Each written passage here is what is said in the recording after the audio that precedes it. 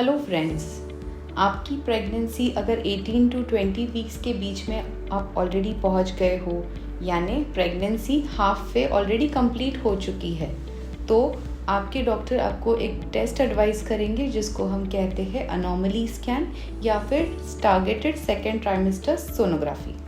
सो आज हम डिस्कस करेंगे ये अनोमली स्कैन क्या होता है, ये कौन से वीक में करवाना चाहिए और इसका इम्पोर्टेंस क्या है और इसमें हमें क्या क्या इन्फॉर्मेशन मिलती है बेबी के रिगार्डिंग। मैं हूँ doctor Neha Jadhav, obstetrician, gynaecologist और इनफर्टिलिटी स्पेशलिस्ट। पिछले 10 सालों से पिंपले सौदागर पुणे में प्रैक्टिस कर रही हूँ। बेबी गर्भाशय में अच्छे से ग्रो हो रहा है और हमारी प्रेगनेंसी ऑलरेडी हाफ वे तय कर चुकी है।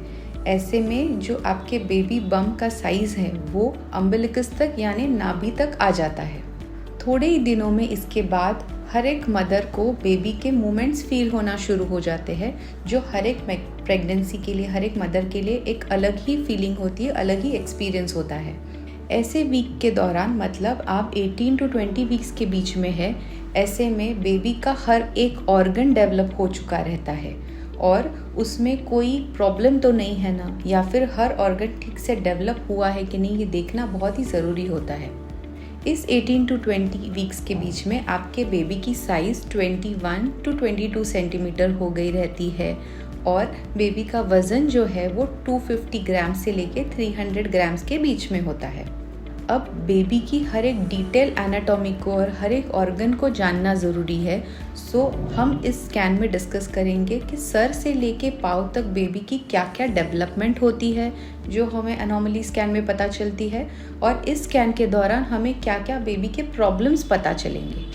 अगर हम शुरुआत करें बेबी के सर से लेके, तो बेबी के हेयर्स आना शुरू हो जाते हैं, बेबी के फेशियल स्ट्रक्चर्स एक एक स्टार्ट बनना शुरू हो जाते हैं, बेबी के आईज, बेबी के ईयर्स, नोज़ डेवलप होना शुरू हो जाता है, बेबी के लिप और माउथ के पार्ट्स जैसे कि जिसको हम पैलेट कहते हैं, ये भी इस वीक में डेवलप हो जाता है।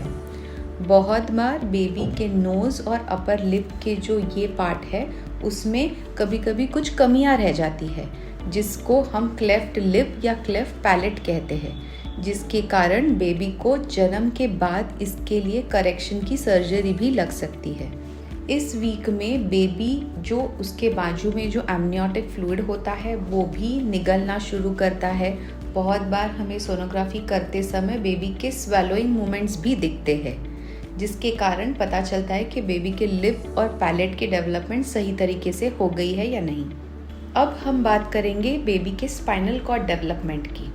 बेबी का जो स्पाइनल कॉर्ड है, मतलब cervical spinal cord, thoracic part, lumbar region और सेक्रल पार्ट, ये जो चारों पार्ट्स है वो सही तरीके से बने हैं या नहीं, या इसके बीच में कहीं गैप तो नहीं है ना। स्पाइनल कॉर्ड एब्नॉर्मलिटी ये बहुत ही कॉमन होता है, जिसमें हम स्पाइना बाइफिडा जैसे प्रॉब्लम्स, मेनिंगोसील, मेनिंगोमाइलोसील और सेक्रोकॉक्सिजल टेराटोमा जैसे प्रॉब्लम्स इस वीक में डिटेक्ट होते हैं, जिसमें दोनों तरफ से आने वाला स्पाइनल कॉर्ड आके बीच में फ्यूज़ हो जाता है। पर कोई बेबीज़ में ये बीच में कमियां बन के रह जाती है, जिसके कारण नीचे के ब्रेन स्ट्रक्चर्स या नीचे के मेनिंजेस दिखाई देते हैं। ऐसे में हम ऐसी प्रेगनेंसी आगे कंटिन्यू नहीं कर पाते। और एक बड़ा मेजर प्रॉब्लम होता है जिसको हम कहते हैं एनेनकेफेली, जिसमें बेबी के स्कल बोन्स या स्कल के मेजर पार्ट्स ही नहीं बनते। ऐसे प्रेगनेंसी को भी आगे कंटिन्यू नहीं किया जाता। कभी कभी बेबी के जो ब्रेन स्ट्रक्चर्स होते हैं इसमें स्मॉल सिस्टिक लीजन्स दिखाई देते हैं, जिसको हम कहते हैं कोरॉइड प्लेक्सस सिस्ट। अगर ऐसे कोई फाइंडिंग हमें अनोमली स्कैन पे मिलती है तो हमें इसको क्लोजली मॉनिटर करना ज़रूरी होता है, और आगे के सोनोग्राफीज़ में ये फिर भी प्रेजेंट है या वो अपने आप कम हो गई है, ये भी हम क्लोजली मॉनिटर करते हैं। अनोमली स्कैन में इसके बाद हम देखते हैं कि बेबी के हाथ और पैर की डेवलपमेंट कैसे हो रही है। हमारे प्रेगनेंसी के जो जितने वीक्स हुए हैं उतने ही वीक्स के हमारे लॉन्ग बोन्स डेवलप हुए हैं कि नहीं, दोनों हाथ और दोनों पैरों की हड्डियाँ उस वीक के हिसाब से ही ग्रो हो रही है या नहीं, दोनों हाथ और पैर की उंगलियां कितनी है, उंगलियां कम है या उंगलियां ज़्यादा है, जिसको हम कहते हैं पॉलीडेक्टाली, या कभी कभी 2 उंगलियां एक दूसरे से जुड़ी हुई रहती है, जिसको कहा जाता है सिंडैक्टिली। ऐसे कोई प्रॉब्लम तो नहीं है ना, ये भी इसमें पता चलता है। इसके बाद डॉक्टर जो सोनोग्राफी आपके कर रहे हैं वो आपके बेबी के हार्ट की डेवलपमेंट देखेंगे। हार्ट में जो बेबी के 4 चेम्बर्स होते हैं वो चारों चेम्बर्स ठीक से बने हैं ना, और जो बड़ी वेसल्स होती है, जो मेन रक्त वाहिनियाँ होती है, जिसको हम कहते हैं पल्मोनरी आर्टरी और अओर्टा। अब ये जो पल्मोनरी आर्टरी है वो नॉर्मल तरीके से राइट वेंट्रिकल से निकलनी चाहिए, और जो अओर्टा है इसको लेफ्ट वेंट्रिकल से ही निकलना चाहिए। बहुत बार इसकी पोजीशन ऑपोजिट हो जाती है।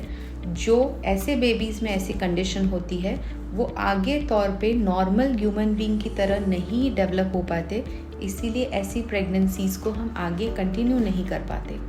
बहुत बार जो हार्ट के 4 चेम्बर्स है उसमें कभी कभी छेद होते हैं, जिसको हम कहते हैं ASD और VSD। ये भी इस स्कैन में देखे जाते हैं। अब आपके सोनोग्राफी के डॉक्टर हमें बेबी के पेट के बारे में भी सारे ऑर्गन्स की जानकारी इस स्कैन में बताते हैं। बेबी के पेट का घेरा और जितने प्रेगनेंसी के वीक्स हुए हैं वो सही है ना, और बेबी के अब्डोमिनल स्ट्रक्चर्स जैसे किडनी की डेवलपमेंट, लिवर की डेवलपमेंट ठीक से हो रही है ना, ये भी इसमें पता चलता है। बहुत बार कोई बेबीज़ में रीनल अजेनेसिस, इसका मतलब एक किडनी का एब्सेंट होना, ऐसे कंडीशंस भी इस स्कैन में पता चलते हैं। पेट के घेरे के साथ उसमें एक स्टमक बबल दिखाई देता है, जिससे हमें पता चलता है कि जो हमारी फूड पाइप है और विंड पाइप है बेबी की, उसमें कोई एबनॉर्मल कनेक्शंस तो नहीं है, जिस कंडीशन को कहा जाता है ट्रकियो-ईसोफेजियल फिस्टुला। ये भी इस वीक में डायग्नोज होना बहुत ज़्यादा ज़रूरी है। और एक कंडीशन होती है जिसको हम कहते हैं कंजेनाइटल डायफ्रैग्मेटिक हर्निया। डायफ्राम एक ऐसी सेपरेटिंग मसल लेयर है जो आपके थोरैकल ऑर्गन्स और एब्डोमिनल ऑर्गन्स को सेपरेट करती है। बहुत बार बेबीज़ में एक एबनॉर्मल ओपनिंग बन जाता है, जिसमें एब्डोमिनल ऑर्गन्स हर्निएट होके थोरैसिक कैविटी में आ जाते हैं। तो ऐसे में बेबी को सांस लेना या फिर जन्म के बाद बेबी ठीक से दूध नहीं पी पाता।